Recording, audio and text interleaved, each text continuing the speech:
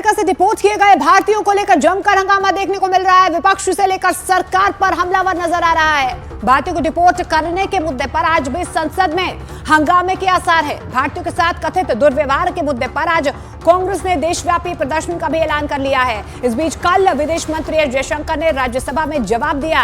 विदेश मंत्री ने राज्यसभा में कहा कि यदि कोई नागरिक विदेश में अवैध रूप से रह रहा है तो उसे वापस बुलाना सभी देशों का दायित्व है। विदेश मंत्री ने बताया कि अमेरिका से भारतीयों का डिपोर्टेशन पहली बार नहीं हुआ है, ये 2009 से जारी है। पिछले 16 सालों में अमेरिका से 15,652 भारतीयों को वापस भेजा गया है। सबसे ज्यादा 2019 में 2042 लोगों को भारत डिपोर्ट किया गया। विदेश मंत्री ने कहा कि भारत कभी भी अवैध मूवमेंट के पक्ष में नहीं रहा है। इससे किसी भी देश की सुरक्षा में खतरा पैदा हो सकता है। इसके साथ साथ विदेश मंत्री एस जयशंकर ने कहा कि अधिकारियों को निर्देश दिए गए हैं कि वो वापस लौटने वाले हर व्यक्ति के साथ बैठें और पता लगाएं कि वो अमेरिका कैसे गए, किस एजेंट के माध्यम से गए। विदेश मंत्री ने कहा कि हम अमेरिकी सरकार के साथ बातचीत कर रहे हैं जिससे ये सुनिश्चित किया जा सके कि वापस लौटने वाले निर्वासितों के साथ किसी भी तरह का कोई दुर्व्यवहार ना हो। तो देखिए, जिस तरीके से यूएस से 109 भारतीय उन्हें डिपोर्ट किया गया, उसके बाद से लगातार सियासी संग्राम यहां पर छिड़ा हुआ है। खासतौर पर विपक्ष की तरफ से सरकार की मंशा को लेकर सवाल खड़े किए जा रहे हैं। विपक्ष कह रहा है कि जिस तरीके से भारतीयों को डिपोर्ट किया गया है, हथकड़ियां उनके हाथों में लगाई गई थी, उनके साथ अवमाननीय व्यवहार किया गया है, दुर्व्यवहार किया गया, और इसी को लेकर कहीं ना कहीं विपक्ष सवाल खड़े कर रहा है। हालांकि देखिए, यहाँ पर जो विदेश मंत्री है उनकी तरफ से जवाब दे दिया गया है, उन्होंने पक्ष रखा है। उनकी तरफ से कहा गया है कि अमेरिका ने अपने इमिग्रेशन कानून के तहत ये कार्रवाई की है, ये एक्शन पहले से ही वो लेते आए हैं। 2019 से ये प्रोसेस लगातार जारी है। So the process of deportation is not a new one. I repeat, not a new one, and has been ongoing for several years. I would like to share with the House details of deportation from the United States since 2009. Their numbers, years-wise, as available with our law enforcement authorities, is as follows. 2009, number of deportees 734. 2010, 799. 2011, 597. 2012, 530. 2013, 515. 2014, 591. 2015, 708. 2016, 1303. 2017, 1024. 2018, 1180. 2019, 2042. 2020, 1889. 2021, 805. 2022, 862. 2023, 617. 2024, 1368. 2025, 104. We are, of course, engaging the US government to ensure that the returning deportees are not mistreated in any manner during the flight. At the same time, the House will appreciate that our focus should be on strong crackdown on the illegal migration industry, while taking steps to ease visas for the legitimate traveler.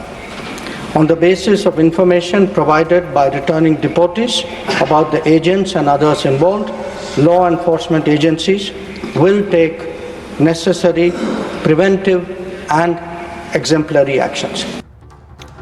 हालांकि विपक्ष इस मुद्दे पर सत्ता पक्ष के जवाब से संतुष्ट नजर नहीं आ रहा है। सवाल भारतीयों को हथकड़ी और बेड़ियों में बांधकर लाए जाने को लेकर उठाए जा रहे हैं। कांग्रेस और आम आदमी पार्टी समेत तमाम विपक्षी दल इसे भारत का अपमान बता रहे हैं।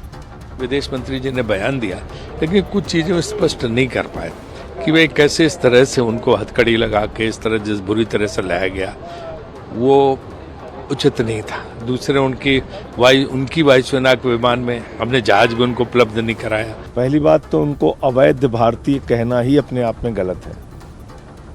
वो रोजगार की मार की वजह से भारत की धरती छोड़ के रोजगार की तलाश में विदेशी धरती पर गए।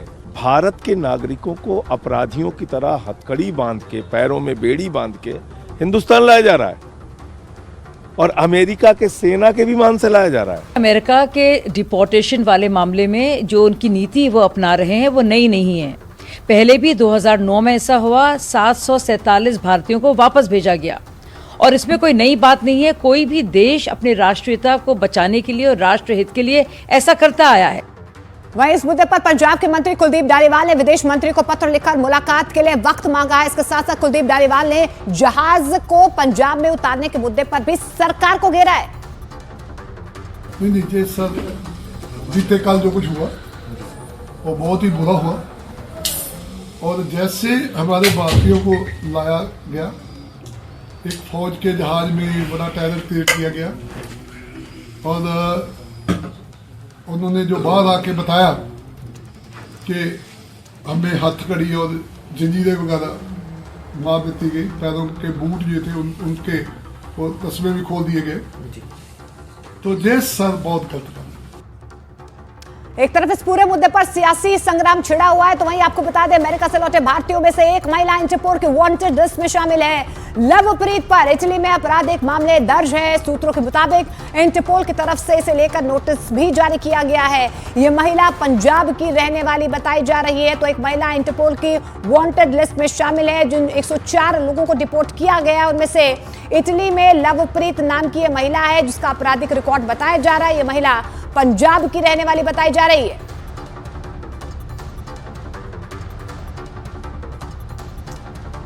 अब आपको कुछ ऐसे लोगों की केस स्टडीज भी दिखाते हैं जिन्हें अमेरिका से डिपोर्ट किया गया है। कुरुक्षेत्र पहुंचे एक शख्स ने बताया है कि उसने 45 लाख रुपए देकर अमेरिका जाने का सपना देखा था और अब उसे अमेरिका से वापस डिपोर्ट कर दिया गया है। तो देखिए, हरियाणा के 33 ऐसे लोग हैं जिन्हें डिपोर्ट किया गया है। गुजरात के भी 33 लोग हैं। उनमें से एक हम आपको ये केस स्टडी दिखाने की कोशिश कर रहे हैं।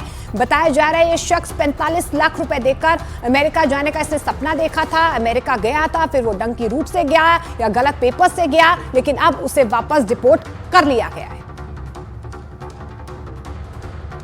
कितने पैसे लगाने पड़े आपको? आपके परिवार ने, माँ बाप ने कितने पैसे लगाए आपको? लगभग हमारा 45 लाख के करीब खर्चा आ गया था, जो कि एजेंट ने लिया था हमसे अमेरिका पहुंचाने के लिए। पर हमसे 1 महीने का टाइम लिया गया था, पर हमें रास्ते में 6 से 7 महीने लग गए। जब हम वहाँ पे पहुँचे, वहाँ की गवर्नमेंट ने कोई भी एक्शन, जैसे हम कोई भी एक्शन लेते हैं, लीगली एक्शन लेते हैं, हमारी सुनवाई होती, ऐसे कोई सुनवाई नहीं करने दी है। कोई हमारे बयान नहीं हुए, कोई हमने लॉयर वगैरह नहीं हमारा हुआ। तो उन्होंने हमसे बिना पूछे कि तुम क्यों आए हो, क्यों अपनी कंट्री छोड़ी है, हमसे कुछ नहीं। हम शरण मांगने गए थे, कुछ वैसा नहीं, हम क्रिमिनल नहीं है। उन्होंने क्रिमिनल की तरह। अच्छा, कोई आपराधिक रिकॉर्ड नहीं है आपका? बिल्कुल भी नहीं है। उन्होंने ऐसा ट्रीट किया, हमें एक जंजीरें बांध गए, जैसे हाथों में जंजीरें और पैरों में जंजीरें। लेडीज़, बच्चों जो 18 साल से हैं, 18 साल से ऊपर हैं, सबको जंजीरें बांध के। तो कब आपको 45 लाख रुपए आपने दे दिए, आपके परिवार ने दे दिए? कब आप जहाज में बैठे थे और कितने समय बाद अब अमेरिका पहुंचे थे? जी, मैं कि ना 24 जुलाई से घर से चला था। जब मैं गोहाना पहुंचा, वहाँ पे जाके मैंने। कहाँ से फ्लाइट पकड़ी थी? मैंने मुंबई से। अच्छा। तो मुंबई से गोहाना पहुंचा था, तो आधी पेमेंट वहाँ पे दी थी। उसके बाद मैंने मैक्सिको एंटर करते ही आधी पेमेंट दे दी थी। पनामा के जंगलों से गई हैं? नहीं, मैं पनामा से नहीं, मैं समुद्र मैक्सिको के? नहीं, मैं समुद्र के रास्ते में आइलैंड है, वहाँ से गया था। तो डर तो आपको समुद्र के रास्ते में सबसे ज़्यादा लगा होगा। अक्सर समुद्र के रास्ते ही सबसे खतरनाक रास्ता माना जाता है। जी, डर तो था, क्या कहें, आगे मौत थी, ऊपर भी मौत थी, चारों ओर मौत थी। मौत को करीबी से देखा? बिल्कुल।